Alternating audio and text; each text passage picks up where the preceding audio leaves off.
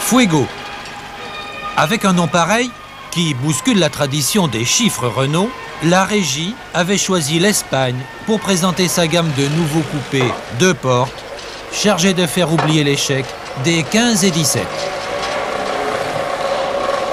Techniquement, la Fuego, bien évidemment traction avant, reprend les bases techniques de la 18, longueur 4,36 m avec des améliorations, notamment sur le train avant.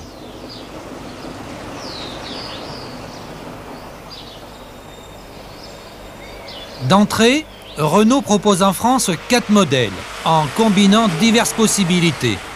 2 moteurs, 7 et 9 chevaux, 3 transmissions, 4 ou 5 vitesses ou automatiques, et 2 degrés de finition. Mais 2 autres coupés à moteur 11 chevaux seront également lancés à l'automne.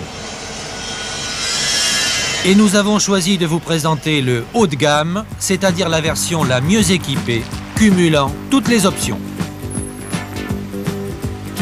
Tout d'abord, un grand coup de chapeau aux stylistes, qui malgré de sévères contraintes industrielles, ont su réaliser une ligne originale avec cette ceinture et plaisante, tout en obéissant aux nouvelles exigences de l'aérodynamique.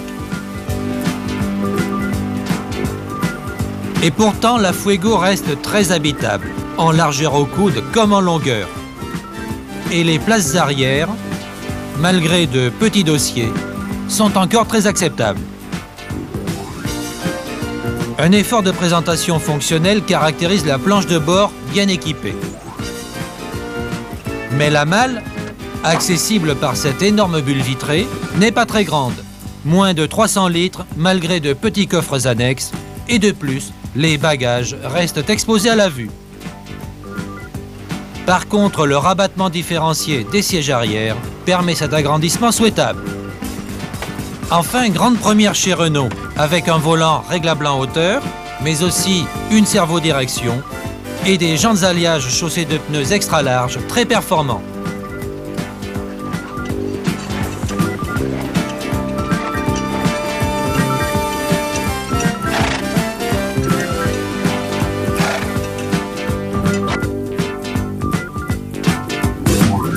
Sans qu'il s'agisse d'une désignation péjorative, la série des Renault Fuego appartient à la génération des coupés pseudo-sportifs, étroitement dérivés de berlines de série, ceci pour contenir les prix de revient.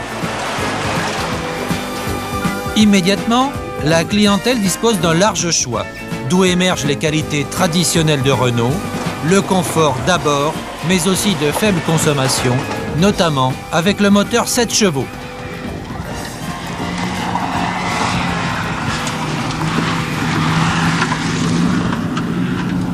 Finalement, il ressort du comportement routier de ces voitures une certaine homogénéité où les performances pures s'estompent au profit d'un agrément de conduite paisible. Quant au prix, il varie de 39 800 francs pour la TL 7 chevaux de base à 49 800 francs pour la GTS 9 chevaux à boîte automatique.